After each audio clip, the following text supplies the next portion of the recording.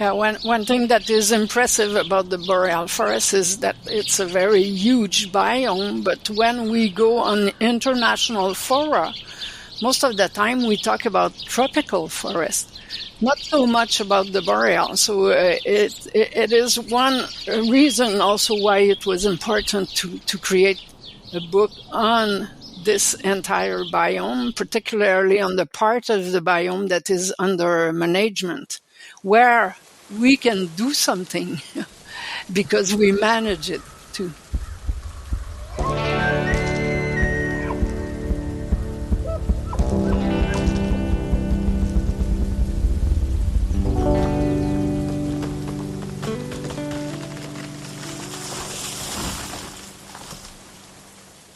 Hey everyone, what's happening? Welcome to Your Forest. My name is Matthew Christoph, and on this podcast, we talk about the environment and the science of sustainability. Now, for today's episode, we're talking about the Boreal Forest in the face of climate change. That's the name of the book that we're talking about. So this is a enormous achievement of a book, first and foremost. And it has 148 authors and 4 editors, and it just is a straight up total overview of all of the science and all of the aspects and all of the values that they have discovered that need to be considered when we're talking about forest management in the face of climate change. As you can imagine, there's a lot going on there. It's a little overwhelming. However, I've read this book almost in its entirety. I mean, you got a huge book like that, you skim a few pages here and there. It was incredible. It was awesome. Like it was so well put together, excellently curated, and just like easy to understand. And I just highly advise anybody that's in the forest management world, in the Boreal Forest to take a look, because there's a lot of good ideas in here, and it's just really fantastic. And so I brought on 3 of the editors to have this conversation. So the chief editor, Miguel Montoro Girona, and I also Sylvie Gauthier, and then Guillaume Grebois. And brought all 3 of them on. They cover a bit of a different expertise, so it was good to have them bounce things back and forth. Really incredible. Like I said, great book. We're talking everything from moving trees, seed zones, up in elevation. We're talking healthy water bodies. We're talking about social sciences, right? So the social aspect, the public aspect, managing for indigenous values and for all kinds, just everything. It just covers everything. Insects, fire, blah, blah, blah, blah, blah, all of it. Great conversation. I know you're going to love it. I won't keep you any longer. Sponsors for this episode. West Fraser is the #1 sponsor for 2023. Thank you, West Fraser, for all of your support. Couldn't do it without you. And Greenlink Forestry is also a sponsor. Again, couldn't do it without them. They've been with me since the beginning. So, without any further messing around, let's dive into this conversation all about Boreal Forest in the face of climate change.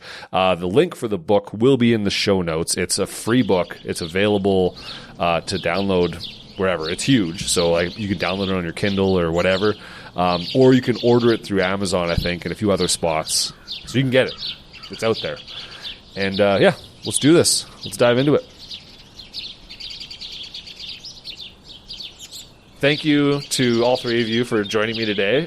This discussion we're going to have today is a big one. It overlaps everything that in environmental management. It's a big topic, and it makes sense because the book you made is enormous, right? So before we dive into the discussion today, I think because we have 3 of you, I want to get you each to just quickly introduce yourself so people can tie your voice to the name.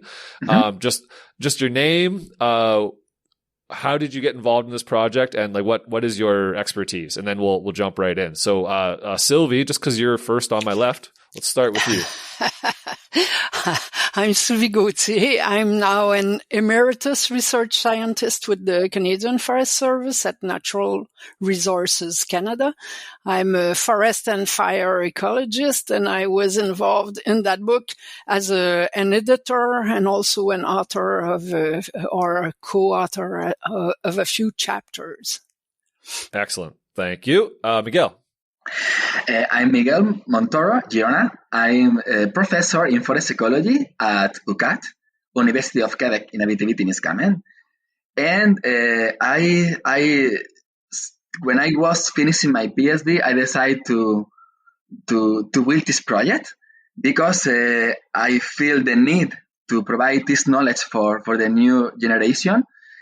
I was the editor-in-chief of this project, and also I wrote a chapter. 8 chapters. Okay. Yes. Yeah. And there's how many chapters? There's 51. 51. So there's a few. Yes. Excellent. Okay. Thank you for that. And Guillaume. Yeah. Hello. I'm Guillaume Grosbois. I'm a new professor in aquatic ecology, also at UQAT. And I've been involved in the project when Miguel invited me to talk about freshwater and forest management. So for me, it was the first time, and I was very happy to participate. He also invited me to participate to the introduction chapter and the perspective chapter. Oh, awesome. Excellent. Okay.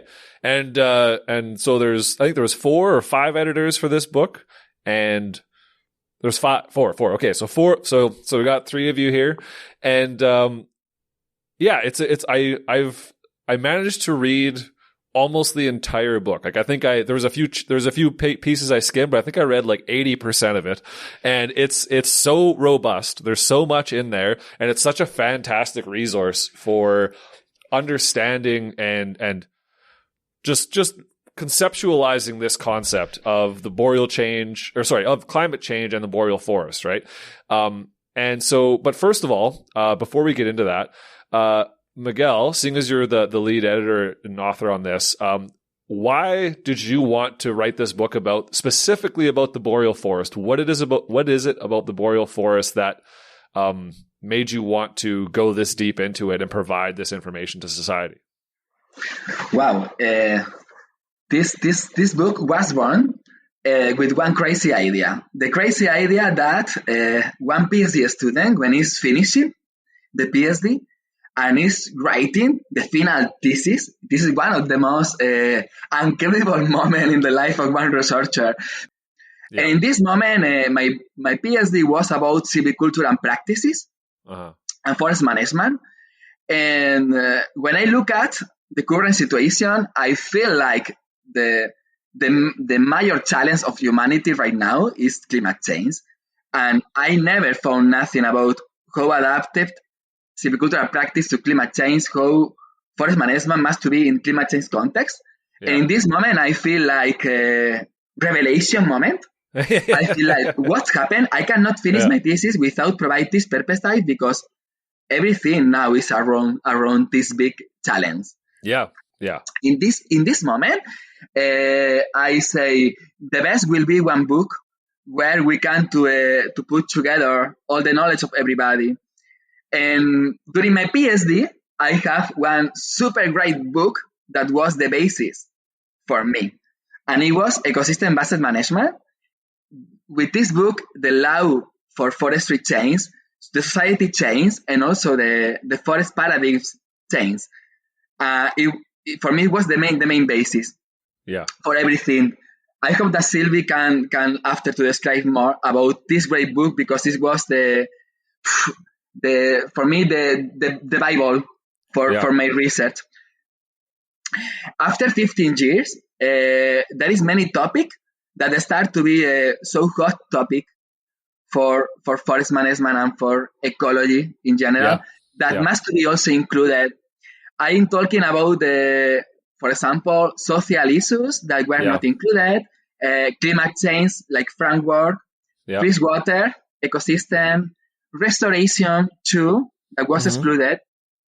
And also, even if the book was amazing and excellent in terms of scientific quality and collective work, it was only focused in Earth and Canadian Boreal Forest. However, I will want to see the reality of the current challenge. We need to use one biome scale because the boreal biome is the second biggest biome in the planet. And represent around 25% of all the forests in the world. Most of 60% of the surface is managed and provide 33% of the wood consumption in the world. It's one ecosystem where everything that happened there have major consequences for the planet, because the function about carbon regulations, biogeochemical cycle, and biodiversity, and other functions are major. The thing is that in the first book, it was only in Earth and Boreal Forest, but not in the biome scale. What happened that many other colleges and many other countries that have the boreal biome maybe have the same challenge that we have. Right. Have the same problem that we have. And if we put everything together, this knowledge, we can maybe work together facing all the problems that we have, learn from each other, develop new tools together. I think that this way to work is the future. And for me, was other one of the needs. Then I talked with these two persons, and I decided with them to write one proposal that must to be exciting, sexy, honest, and with one strong structure about all the topics that are lacking. And then based in one structure like the body system. Do you know the circulatory system, the nervous system?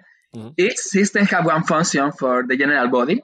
Yeah. And each system provides one new purpose type of the body. For the forest is the same. We have silviculture, the way to harvest and to prepare everything. We have natural disturbances that are operating. We have biodiversity.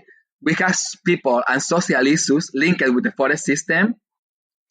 Anyway, we have many different topics that are interrelated together and doing interaction together. And if we want to do one book, all this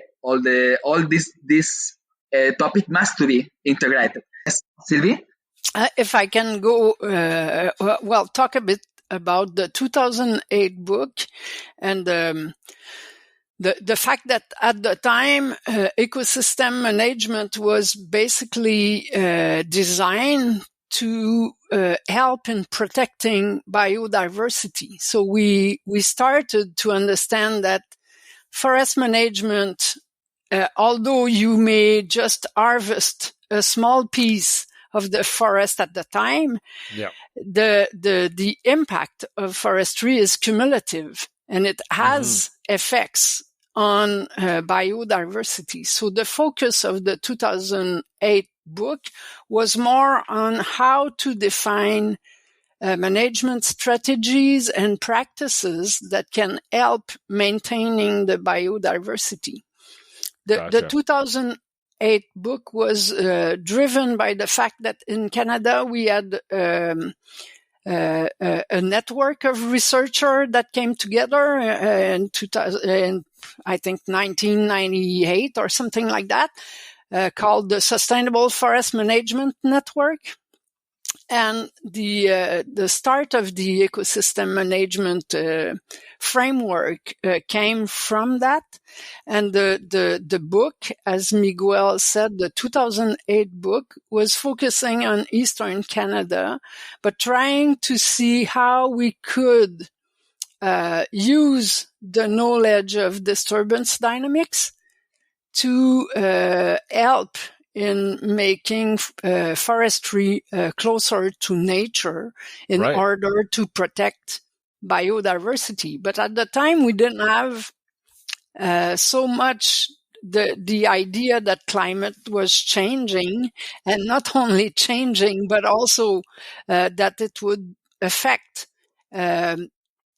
notably the northern biomes, of which, of course, the closed boreal forest belong to. Right. So I guess the first book was already a group effort. I think we had 60 authors from forestry, ecology, environment science that wrote that book.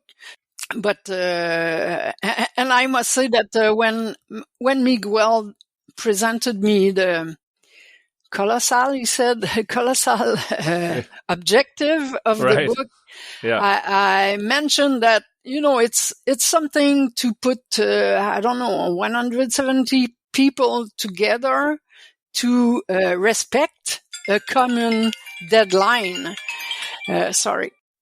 It's impressive that this book was written with so many chapters, with so many authors, and without too much delay.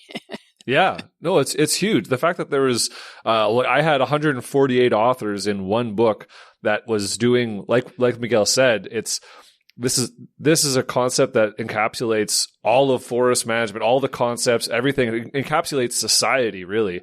And it was, I have to say, it was fantastically put together. Like, it was very clear. It was a nice, the philosophy up front and into the situation we're in, and a slow digestion of every issue into one comprehensive understanding of what's needed, what's possible, and where we need to go. I found it very, very, very relieving. And to have that many authors, 148 or however there might be, is just a testament to the importance and the scope of this issue, right? And it's just how colossal it is, like you said. Yes. Yeah. For me, it was something like this, because when I finished the proposal and I say, before to send the invitation, I was feeling maybe nobody think the same. Maybe I didn't get the support. But I remember the 5 seconds after send the mail with the proposal. Yeah. And 5 seconds later, everybody start to say, wow, yes, I want to participate. Yes, why not? We are going. And I received one feedback. I received support. I received love. I received trust.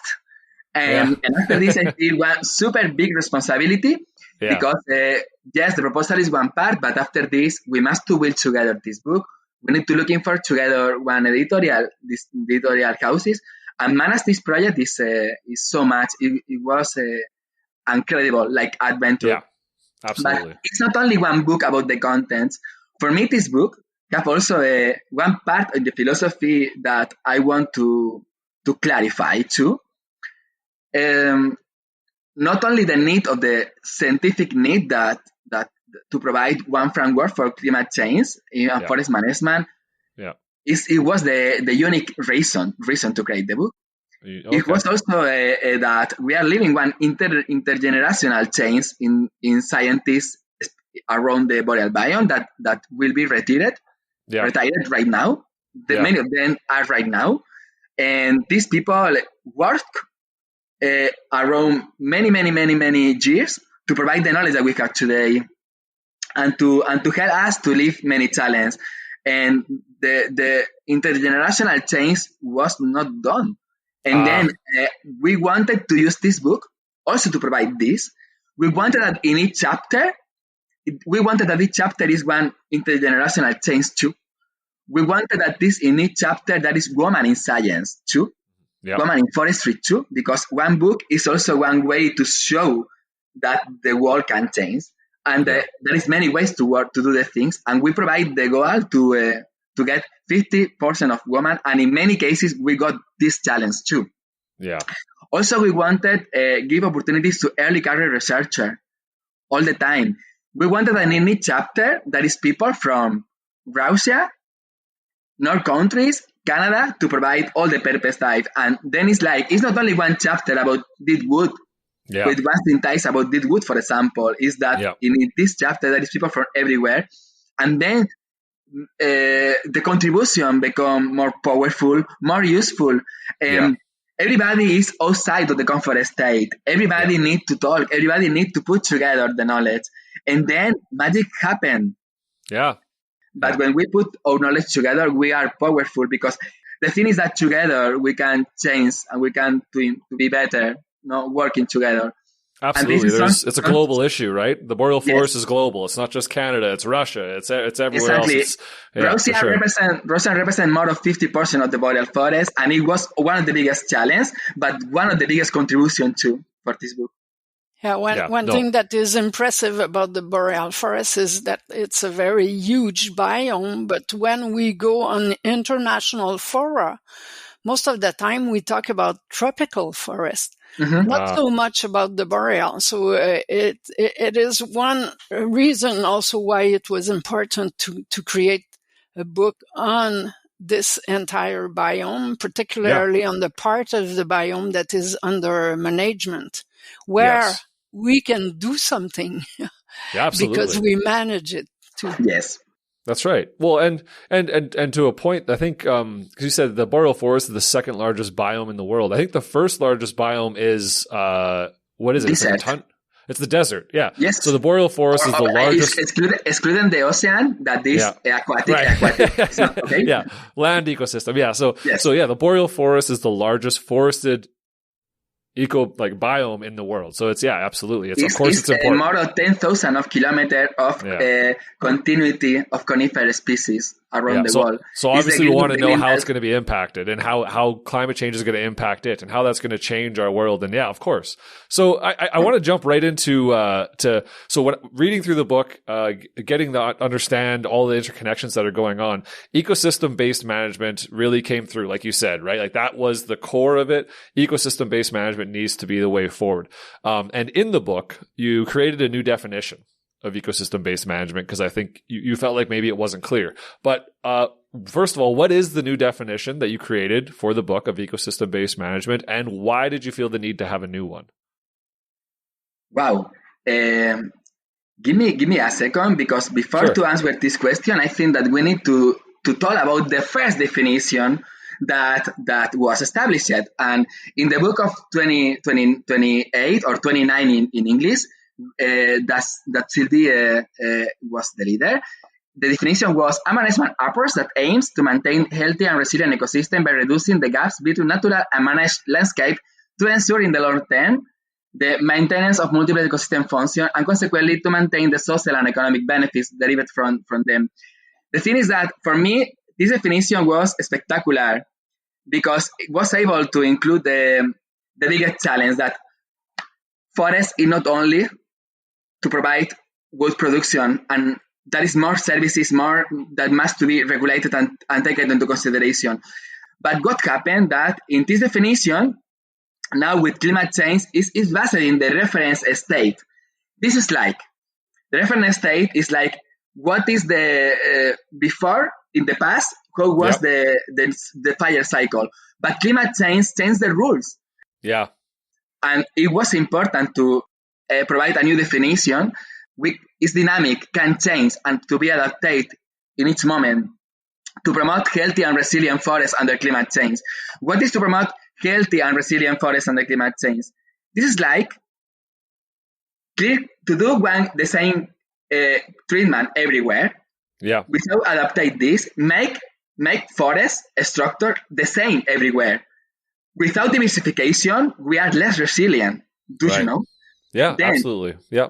And it's important to let some forests with conservation, some forests with ecosystem-based management, maybe also other part with plantation.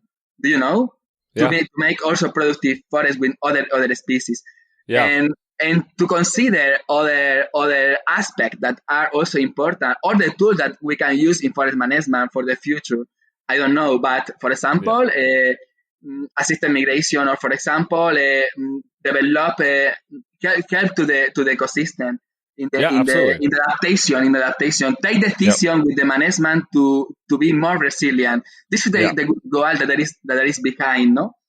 Yeah, it's just a matter of, I think in the age of climate change, when, like you said, you can throw the rules of ecology basically out the window because we have to relearn them because it's changing, and we need to be hedging our bets because we don't know really what the future is. We can guess, we can try to do models, we can and get our best guess, our educated guess, but we need to hedge our bets, and the best way to hedge our bets is to have as resilient a forest as possible across the entire boreal forest biome, across the world, really.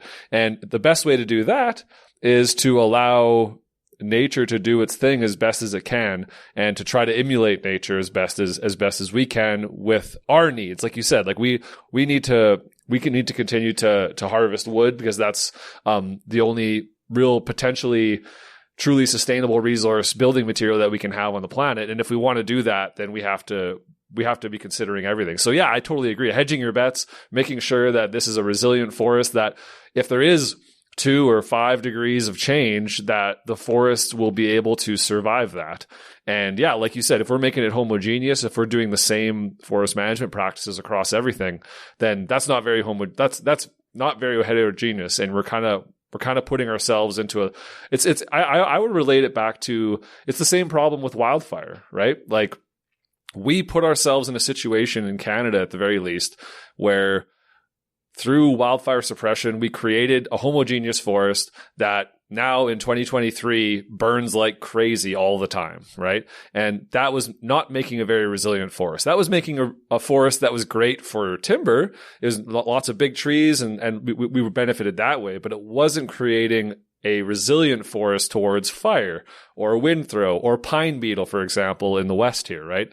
So yeah, totally, that totally makes sense. Maybe an example, I guess, that someone can relate to very easily. If you drive from, say, Montreal to Toronto, and you pretend you're going to do that in 4 hours every time, probably you'll be wrong, right? Right. Because there will be a snowstorm at some point, or there will be an accident somewhere, or sometime you may go even faster for some reasons. But forestry has tend to be very deterministic and forget about things that can occur at random. So a fire or a fire season like this year, it's not something that the Canadian forest has not seen before. It has happened, and probably 100 years ago, we had 1923, at least in Quebec, which was a very hard year. But we tend to manage as if these kind of years would not happen. So we don't leave trees when we harvest, trees that could provide seeds after a burn, and that would provide free regeneration, for instance. But with climate change, if those situations occur more often, we do have to think about ways of benefiting from the natural regeneration, for instance, that can bring back that regeneration that might be more diverse than what we would do if we would just plant black spruce, for instance. But that type of forest that come back naturally after a fire might be more resilient to the future conditions. Right. Absolutely. Yeah. Sylvie, speaking of that, I think I want to get you to, because, natural disturbance is your area, right? Fire and all that. Can you paint a picture in people's minds of the global state of the boreal forest and some of the problems that we're seeing now with climate change and with people just being on the landscape and doing the colonial thing, how that has changed the natural disturbance regime and how we need to prepare in a different way. Maybe if you allow me, I would go a step backward and try to explain why we based ecosystem management on disturbance regime. Please do. Absolutely. Basically, the disturbance are, and for most of the eastern Canada, the fire is the disturbance that create the diversity of stand, age, and composition that we have at the landscape level. So, and one thing that is different between fire and harvesting is that a fire can occur in stand that have any age. So a fire can occur in a young forest or can occur in a very old forest. So this creates a diversity of age into the forest, and it allows some of the forest to become old because it will be exempt of fire for a long time. which is not the case when we have management in a forest. If we harvest 1% of the forest per year, we will have no forest older than 100 years, basically. Whereas if we have a fire cycle of 100 years, 37% of the forest will be older than that, just because the fire can burn forest twice within the 100 year, but it can leave others to live older. So the basis of ecosystem management at the time of the book of 2008 or 2009 was that idea that by understanding the natural disturbance regime of the forest, we could better manage the managed forest. So that was the first reason why we studied disturbance regime so much and try to translate that into ecosystem management strategies and practices. Now, with climate change, the first thing we may want to say is that the temperature will be increasing much more in the northern latitude as compared to the tropics. So if there's a 2-degree increase in temperature for the boreal forest, it means +6 to +11 degrees centigrade, which is quite high if we don't change our green gas emission. Right, it's huge. That's huge. And of course, many of the disturbances are tightly related to temperature. Fire, for instance, but also biological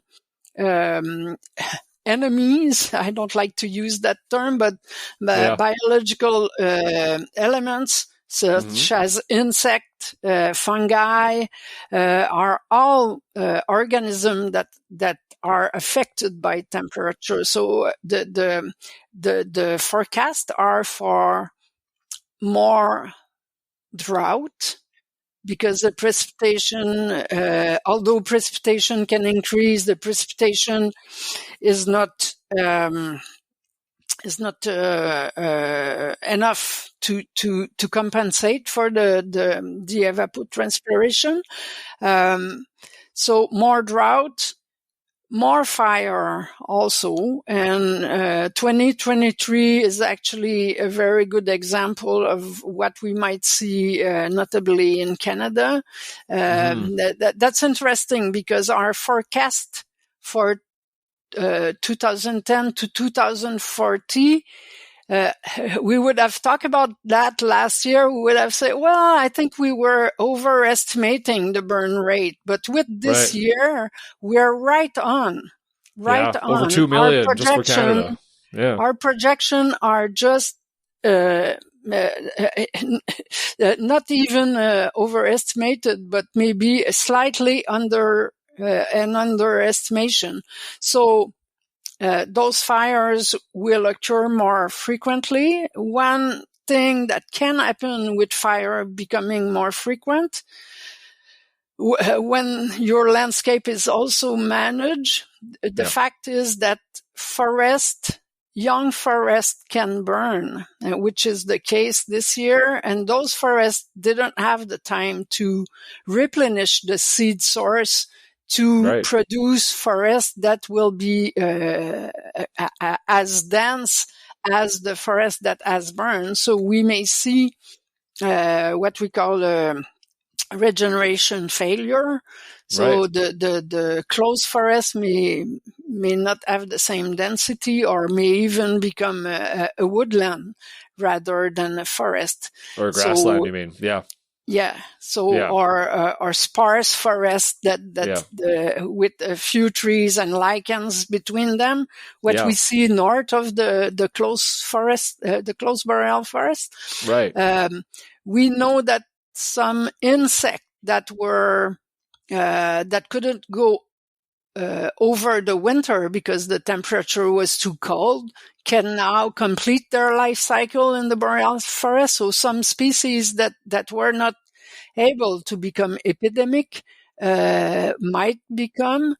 There's the same elements for pathogens that are tightly related to climate conditions that can come. So there's a series of elements that increase the uncertainties that we will see in our forest management. So we can, I think, be prepared to have years where the amount of harvesting that we had forecasted will probably be lower than what we would have planned. So there's all that elements where we need to include the fact that there's uncertainty. You may want to say that word. It's hard for French, but l'incertitude is increasing with all the change in disturbance regime, and we have to take this into account in our management planning. Yes, especially because there is one concept that is possibility, that is the amount of wood that we can get, or the amount of forest that we can harvest, that this plan don't consider sometimes fire, insect outbreak, and other natural disturbances. I want to add to complete more information about the thing that Sylvie indicated, that are one of the major changes expected is the change in natural disturbance regimes. Disturbance regimes is characterized by the size, the severity, and the frequency. Yeah. This is the three. Many people is talking now about how climate change is the responsible of the fire of this summer. I also want to say that we are still in the range of variability of forest ecosystems so far, because like Sylvie indicated, 1 century ago, we lived the same situation in Eastern Canada with the fire. Right. However, the frequency of this change, and is not in 1 century or not, is more closer. Yeah. We could start to think that the pattern is changing. Yeah. About this. Also, I want to mention that the natural disturbances is not only fire. Yeah. There is other more natural disturbances, like for example, insect outbreak, spruce bourgeois, that only in the last century in Quebec affected one surface 2 times higher than the surface occupied by California state. And that we demonstrate in one study that I participate 3 years ago, that is moving to the north, maybe for climate change, because we also record that change in the distribution area of the last epidemic period. Yeah. Also with wind throw, we see how the increase in the temperature of water is changing also the pattern of the storms. Right. And in 2012, I think that the Hurricane Sandy arrived to New York, but also like a storm in Toronto and Ontario. After this kind of a storm could produce many kind of wind throw. The same in the case of the Swedish Boreal Forest and Norway's Boreal Forest, with the Ophelia in 2017 that arrived to France like hurricane, but after like storms to Norway. Then this kind of phenomenon will be more often. There is one big publication of Rupert Seidel about all the natural disturbances in the world with modeling. He's also author in the book, in the first chapter about natural disturbances, where he showed this kind of the natural disturbances patterns. Yeah. Okay.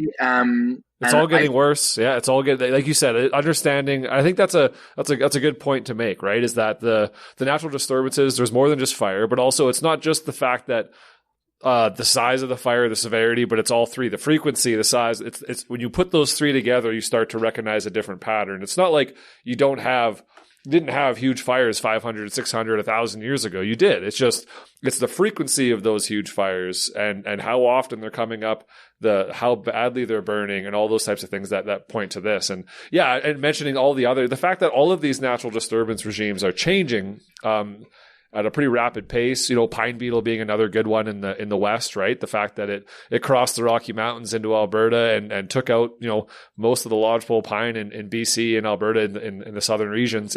That was hitherto unknown, to people, at least to Western society, right?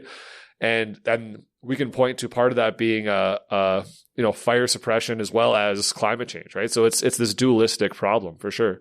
So I think I also want to jump over to Guillaume a little bit. We've talking about this natural disturbance regimes. We've been talking about ecosystem based management, all this kind of stuff, but making it more direct, I think, for people is water, right? So bringing water into the equation, so people understand how climate change is affecting fresh water, how that changes the cost of fresh water, the availability of fresh water, the ability to fight some of these, fires, natural disturbances, and that kind of thing.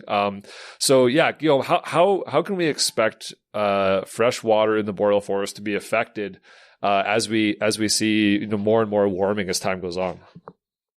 So I was saying that it's a very big question. So, and I'm very interested actually on the interaction between Boreal Forest and lakes. Yeah. And when I started my PhD in this subject, actually, it was something that it was not very known. There was still a debate about is anything coming from the forest important for lakes? Is aquatic organisms are actually using the forest inputs that are coming into the lake. And there were a lot of debate on that. And then now, 10 or 15 years later, we know that it's definitely the case. There's a lot of boreal lakes that depends totally on what happened on their watershed, so on the Boreal Forest, naturally. Right. So now, if we're talking about disturbance, if we're talking about fire, if we're talking about logging, in this case, it's even more obvious that all the functioning of the lake will be determined or disturbed by anything that happened on the watershed. So they can have all this forest inputs, organic matter, nutrient that come from the watershed and from the forest. And if there is a disturbance, it just come at once. So it takes some time for the lakes to cope with that. So to actually use that matter and integrate it in its normal functioning. So, and one example that we have is that since a couple of years or a couple of decades, we just saw that actually the lakes are becoming browner and browner. So that's what we call the browning. And, you know what? I have to step in here because I will have to say that as I was reading the book, when I came across the term browning and rebrowning and unprecedented browning, I couldn't help but laugh. And I was I was like, this is great. There's a little bit of comedy in here as well. But it's but yeah, I had to point that out because I thought I just remember the unprecedented browning in particular was what caught my eye. But yes, okay. the browning of the lakes. Tell me about the browning. Exactly. Yeah, but that's something that has been so it's happening in the Boreal Forest. So it has been shown in the Scandinavia, also in Canada, and the lakes are becoming browner and browner because we don't understand very well how it's happening. It's maybe because of the climate change that do the more terrestrial production, and then actually more forest input in the lakes, and so the color of the lake is directly related to what's it's present in the forest. So, for example, when you have a lot of conifers, they are liberating some molecules that actually giving the brown color on the lake. And this we understand that we have this browning that is occurring, but we don't know actually what will be the impact on all the organisms in the long term. Right. That's, for example, something that we need to study. So we know that there'll be less light penetration at the very least, right? I think that seems like a reasonable thing to say, but yeah, how does that impact everything down the line for sure? Yeah, exactly. So because if you have less light, then you have like less primary production, and then it can impact the entire food web in the organism, and then quality, their reproduction, their growth, their like a lot of parameters that can be impacted by this. Oh, absolutely. I can't even imagine. So what about, was there any work done on, like, for example, the, like purification costs and like, or purification, the impact on purification of water, if, there's less forest to help filter out some of the particulate matter, or because I know there's been a lot of discussion about how forests help clean our water before and save us a lot of money in the end of not needing to do extra purification, right? And so was there any work on that, like had that direct like economic impact or water availability to society because of climate change? Was there any thoughts around that? Well, I don't have any number like economic study that studied that in particular, but I know that indeed, like if you remove all the trees and shrub, or like you dry the wetland that are around the lakes or the river, for sure you will have like some strong modification about like the water quality. So and actually we did a study about like the riparian buffer. Oh yeah, because in the forest management, that's actually the only two that we know.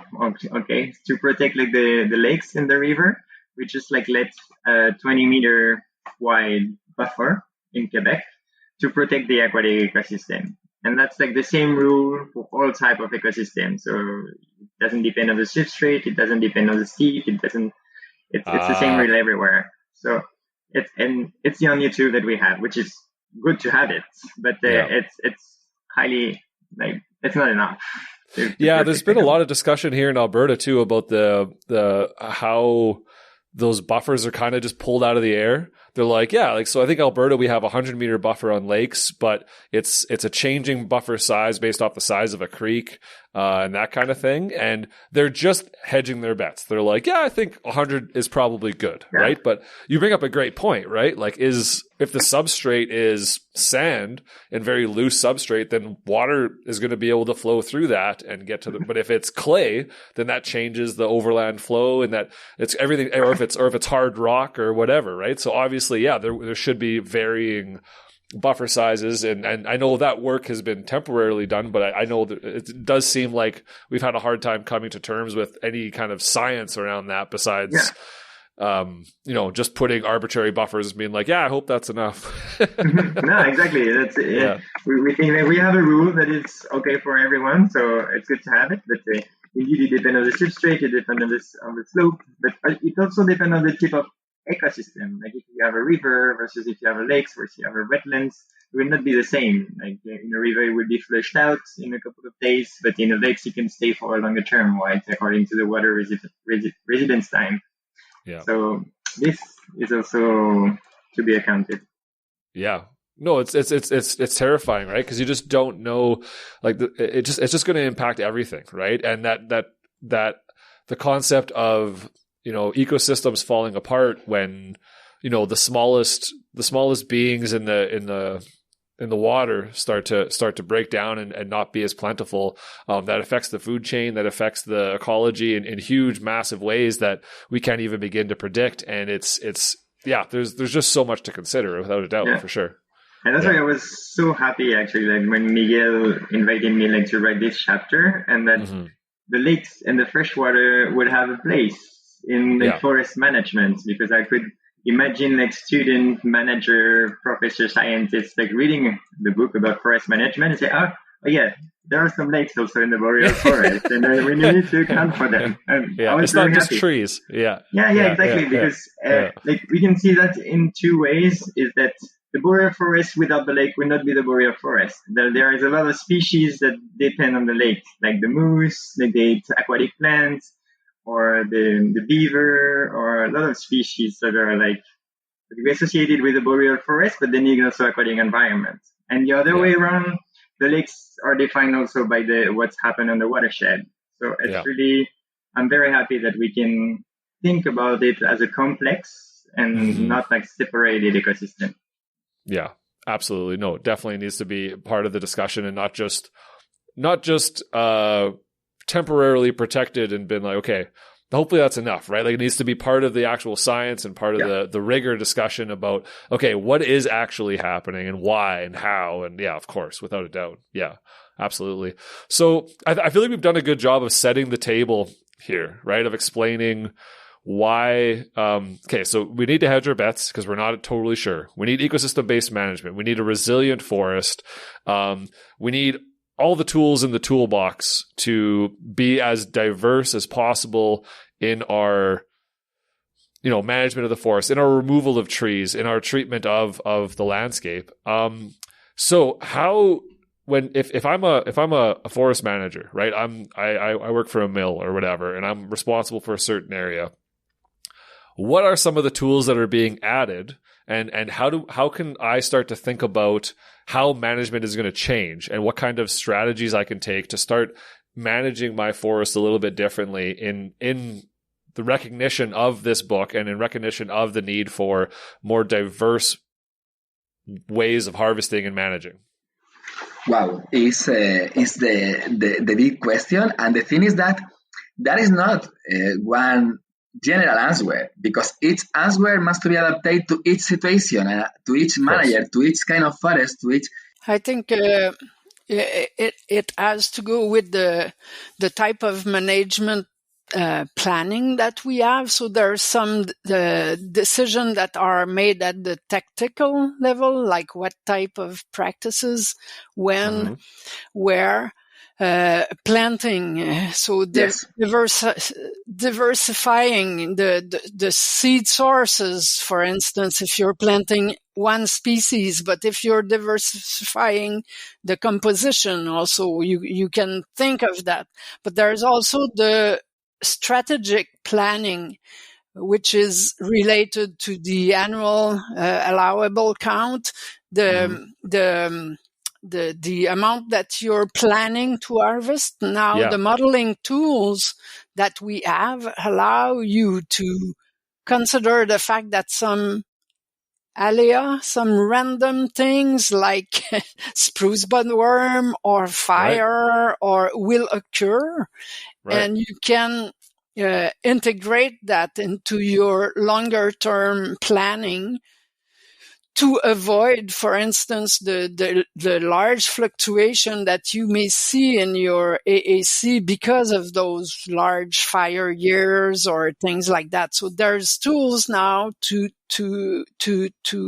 allow you to consider those facts up front and to compare different strategies in terms of cost, but also in terms of volume, say, that you would harvest, but also other type of values that you may leave on the landscape. One of the things that we were saying about ecosystem management at the time was that you don't have just to plan for what you will harvest, but you have to plan for what you want to leave. And I'm not sure it's totally included still into our management, but that's something that becomes even more important with the fluctuation that we can foresee upcoming in the future. Absolutely. No, that totally makes sense. Yeah, that is not any general response, but that is general recommendation, like diversifying the silvicultural treatment and practices to create more different structure, diversify species composition, of course. In the case of the structure, we want to preserve some forests with conservation measures. We want to apply ecosystem-based management and also diversify plantation, because it could be also one way to increase the productivity in some cases. But don't forget that the new ecosystem services, for example, the potential of some treatment and the potential of species for carbon sequestration.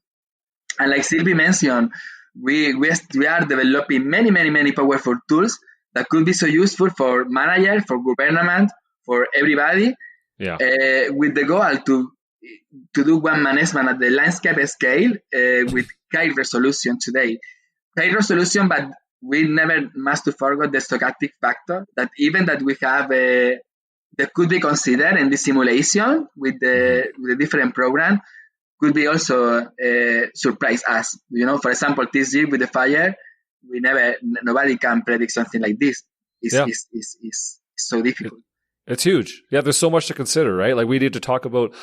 Yeah, and the other thing to consider too that I thought was really well balanced about the book too was the fact that we also know that the need for wood product in our society is only increasing, right? Mm-hmm. So you're like, so how do you propose? I'm not asking this question. I'm just saying it out loud. Like, yeah. So we need to reduce the cut in some places, but increase the growth and cut in other places, like maybe more plantations and that kind of thing, so that we can make sure that our natural landscapes are not heavily affected by climate change in a poor way, right? And that because we just don't know. There's just so much uncertainty. Like you said, no one could have predicted that over 2 million hectares of forest we're gonna burn in Canada this year, right? And it's just we need to be being careful. So I did appreciate that about the book, the fact that I didn't think that there was no preaching going on. You weren't saying like you weren't doing any finger wagging or any of that. It was just like, listen, we recognize that climate change is here. It's changing the landscape. We have a bunch of new factors we need to worry about. However, we also have a need for sustainable wood products, and we also have a need for sustainable jobs and for all this kind of thing, right? And so it was very well balanced in the ability to recognize all of the issues that go into this and bringing it all together and being like, listen, we know that some of these seem to be in conflict, but this is actually possible in a way if we can bring our heads together. Imagine if we can bring, like you did, 148 scientists together to talk about this issue. If we could bring 148 outside stakeholders into the same conversation and come to some kind of solution that way and come to some kind of agreement and discussion, then that collaboration is crucial, right? In understanding our way forward, our path forward, so that there's minimal suffering for everybody in every species and every ecosystem, right? And it's just I found that very, very relieving that it was all the values were balanced excellently, and it's crucial to recognize that this is not just a protect things issue. This is we need to be in some places we need to be harvesting more to reduce the homogeneity of the forest. In other places we need to be planting different species. In other places maybe we do need more grassland and less forest. Maybe we need bigger buffers or smaller buffers, or maybe it's all so area specific. And I think that's what was very refreshing about this, is that it puts into perspective, even for a forester like myself, how much needs to go into this, and how every professional out there and every scientist out there needs to be thinking about their local area and specifying exactly what needs to happen specifically for that area, right? Like it's just an incredible amount of work. So I think I want to jump into some of the values that go into this. So we're talking a lot about the physical sciences, right? We're talking a lot about what we can actually do on the ground as far as management is concerned. How do silvicultural practices change? How does harvesting change? How is water affected? How are natural disturbances affected? But what about social stuff? So there was a lot of talk in there about Indigenous governance needed to play a big role in this, right? So local Indigenous governance playing a big role in forest management. Also, the inclusion of a need for minority and women and gender equity in these management decisions and in these discussions. So I don't know, whoever wants to take this one, what was the importance of including social values and social equity into a discussion about, someone could argue, is very physical, something like climate change, right? Why is that important to be included? Wow. Forest management practices are adapted to each society. As you travel in the world, in each country, there is one way different to exploit forest, to see the forest, to interact with the forest. It's one human and forest relationship interaction. Yeah. And this will be the basis of the forest management. Forest management is economy, ecology, and also society. And we want to get the sustainability. We must to get the interaction about these three. Then social aspects are basic, are essential, are all. I'm not, it's only one exploitation of the resources of one place, but that is not the sustainability there. The thing is that the forest and the human relationship is so powerful and is so much important to consider. And the forest management must to be one mirror of the society that we have today. And the society of today is one society with equality between woman and man. It was a society that is able to include all the richness and the diversity of culture, identities, and forest management must to integrate this. In many places in the world, forests are public, and other places, like for example, Finland, are private. Right. Yeah. When it's public, it's one natural resource that is for everybody. Is the owner of this place, and it's managed with the government. Government must to hear the people. I want to provide for sustainable management practices, and the participation, the governance is essential to guarantee the right of the people, but also the sustainability of the forest. Then, especially in the boreal biome, where there is so much resources, so much ways to interact with the forest, yes, it's one essential issue today. Yeah, and absolutely. For this reason, in this book, we provide one section where we try to talk about the situation of women in forestry, the indigenous communities, certification, and also the public participation in the forest management. And we try to write and to cover all the dimension of this part. Absolutely. And I think it's important to point out, like you talked about the importance of local management, right? Local management and local participation of the public and other stakeholders, including indigenous communities, right? And I think for me, like in the boreal forest in Canada specifically, the indigenous communities are, their lifeline is directly tied to the health of the forest, right? And so they're very aware of what's going on out there. They're able to manage locally at a very real scale, right? That is crucial. And because you've just finished talking about how every area is going to need different applications, different ways of managing, different tools to become a more resilient forest, and that needs to be managed on a very small scale. What better way than local indigenous governance to be able to do that? Because their lifeline is tied directly to that forest. Like, why not allow them to manage that, right? That totally makes sense. And that diversity of thought also, right? Like we're talking about all these different cultures coming together to try to pretend like colonial Western culture has the same outlook on, forest management as a lot of indigenous cultures, or say, a culture from Asia or from Australia or from wherever else, right? These all have different ways of viewing the forest. And the more diversity of thought we can have, the more we're going to have a chance of hedging our bets, right? The same as anything. So, I think you're right. Absolutely. It's crucial that if we're looking for sustainability and climate change, we're also looking for sustainability and equity in our society, right? Because without that societal equity, we can't work together enough to even bother to handle or to tackle the climate change issue, right? So including these it's absolutely crucial, without a doubt, for sure. And public participation, I think too, right? Like I think in the past, it's been a lot of, we're the forest management company. We're the professionals. We know what we're doing. Let us do our thing. And I think now the public is starting to push back against that. And it's like, listen, you can do your thing within reason, but remember, in Canada, at least, this is a public resource and it needs to be managed for public reasons. And so I found I really like the inclusion of the public participation piece, the need for public participation before the forest management plan is made, right? So I think that was huge. And so the inclusion of that, what went into the inclusion of that? Why did you think that was important? I just said why I did, but like, why did you think the public participation before plans are put into place? Why was that so crucial?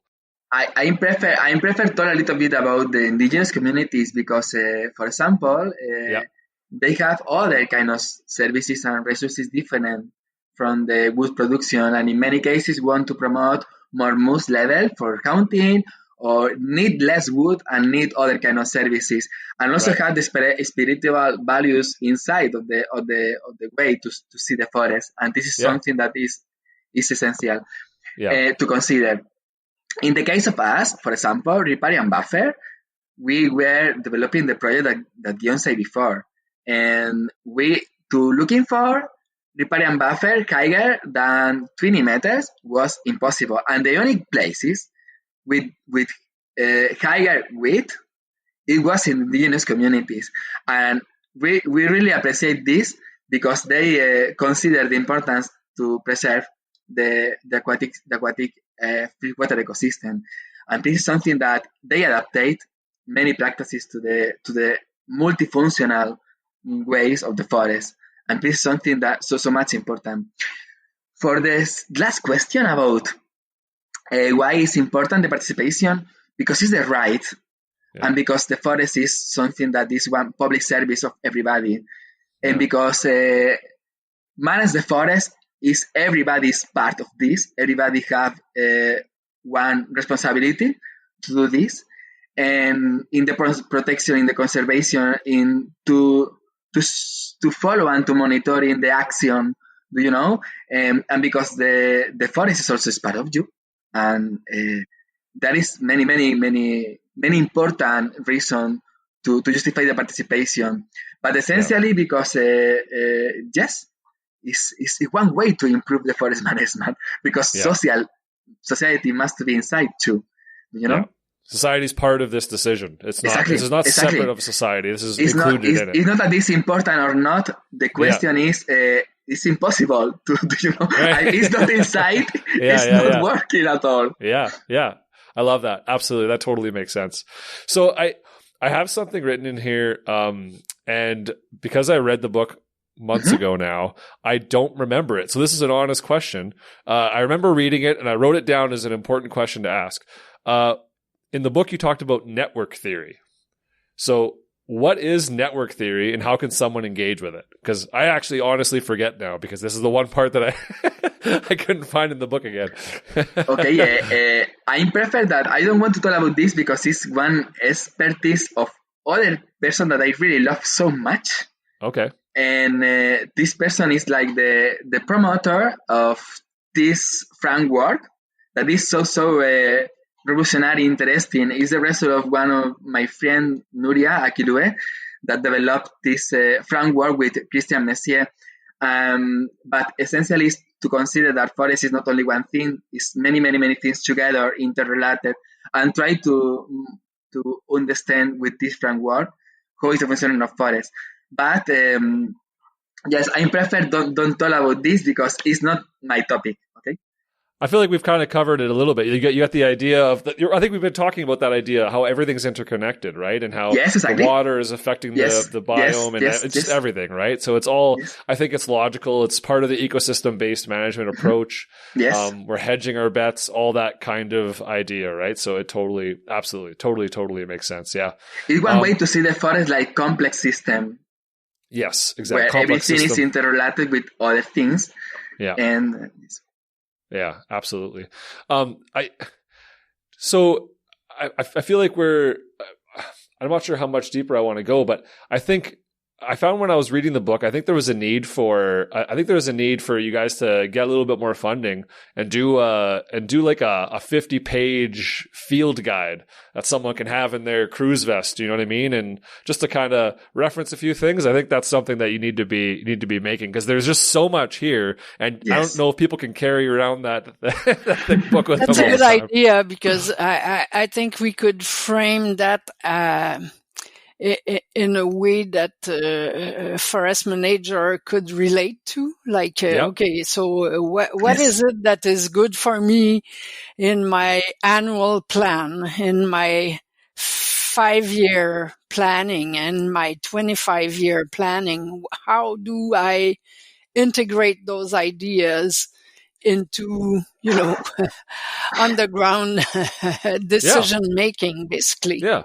How is this on the ground? Yeah. What's the actual field application of some of this information, right? I think that the best will be that we work together other time more to do one big publication about this.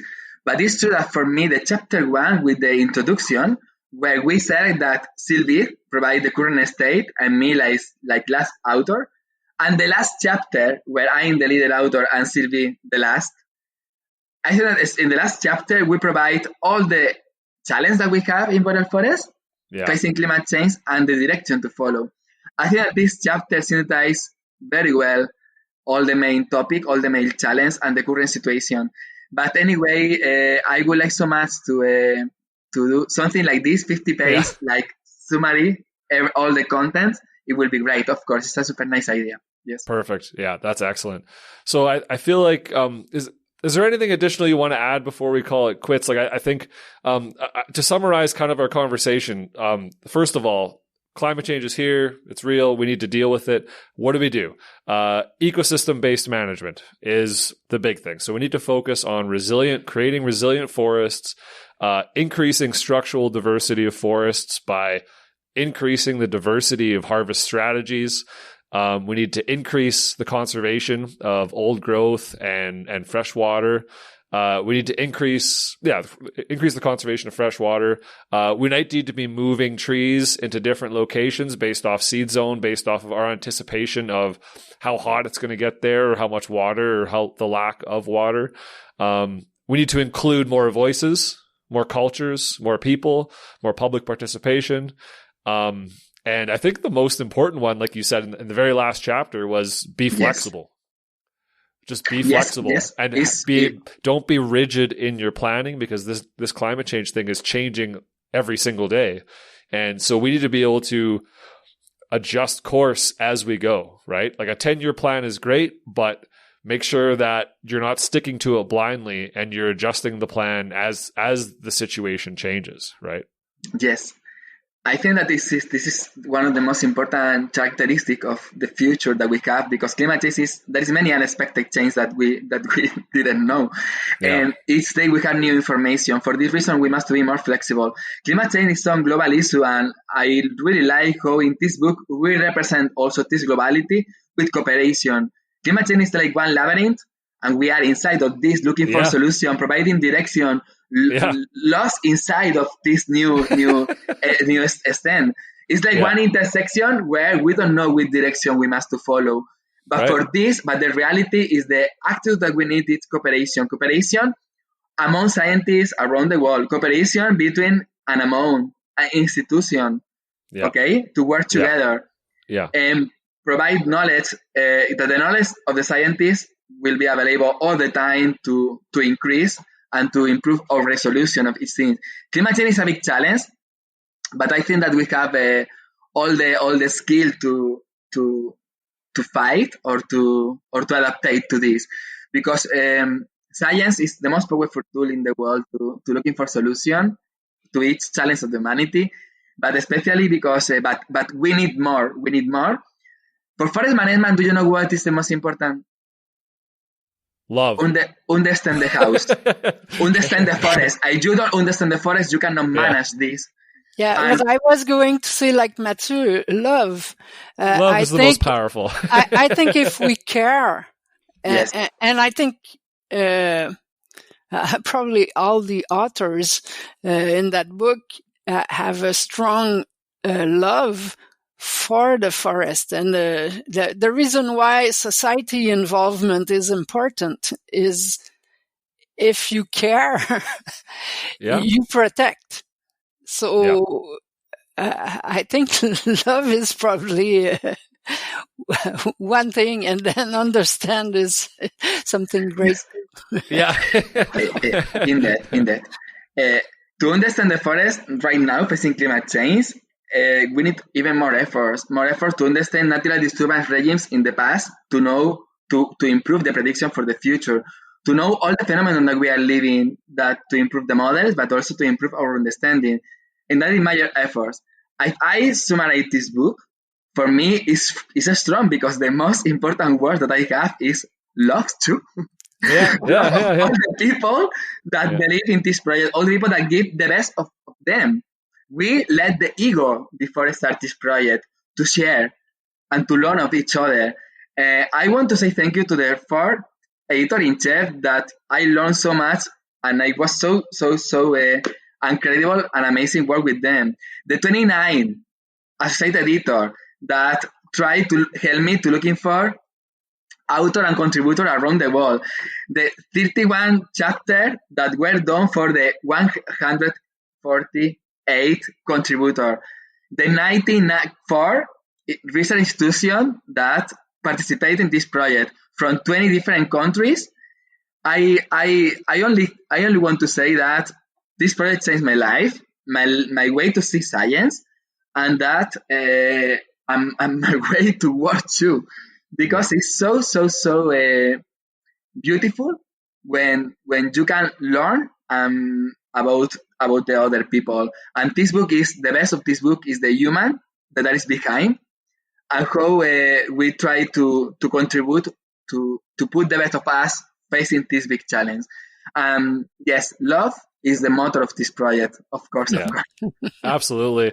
Like the great Gary Merkel said in my recent recording with him, he said that sustainability is not an end goal, right? It is a way of living, right? Sustainability is not this. It's not like we get to a spot and that's sustainable and we're done. It's like, no, sustainability is a way of being, and it's constantly changing and updating, and especially in the age of climate change, right? It's moving at even a faster pace. And so we need to continue to talk, to collaborate, and to do all these things. And yeah, love, she'll do it for us. We got this. Awesome. But with climate change, the thing is that in all the problems that we have in the life and also in the world, we identify the problem, we understand the causes and the consequences, we provide one diagnosis, and after we establish solution. And with climate change, we are right there, but after this, there is other step, that is the action. And for this reason, I want to call all the governmental institutions and all the scientists too, of course, but especially the governmental institution to work together with this, okay? Because the collaboration is essential. We need the help, and to work together. We want to face this challenge. Yeah, and this book is an excellent, is an incredible example of the power of collaboration, right? And the possibility of collaboration between almost 200 people. So this is incredible, and it's possible, and it's doable, and we need to do it. So I want to say thank you to all three of you and to everybody else that was involved in doing this book, because I found it easy to read. I didn't feel like I was reading a textbook. I felt like I was reading a book from scientists who care, right? Who wanted to explain their love of the forest and how we can adapt. And it didn't feel like I was reading a university textbook. It felt like I was reading a manual on how to save humanity, right? It was just really, really cool. So I loved it. And I hope that everyone, especially if you're in the forest industry or landscape management role, if you're a farmer, if you're whatever, you should definitely have it and read the stuff that's applicable to you, because it does such a great job of summarizing everything, and it's a huge accomplishment. So, with that, don't log off just yet. But I'm going to stop recording, and then we can finish our conversation and move on. But thank you to all of you for coming on. This was incredible. Thank you so much for listening. I hope you enjoyed that. I know I got a lot out of it. It seems like it's always been hard to kind of contextualize the idea of climate change in a way that you can, put it into a group and look at it and just make sense of it, like a chart kind of thing, right? It's always just, there's so much to do. What do we do? How do we begin? And this was such a fantastic way to break that down and make it just understandable and palatable, something that you can make sense of rather than just be overwhelmed by. So thank you to all of the editors, all of the authors who are part of this book. Incredible achievement. Thank you. If you like this episode, shoot me an email, yourforestpodcast@gmail.com, or rate and review is always huge. That really, really helps. I really appreciate it. And yeah, we'll catch you all next time. Thanks for listening. Take it easy.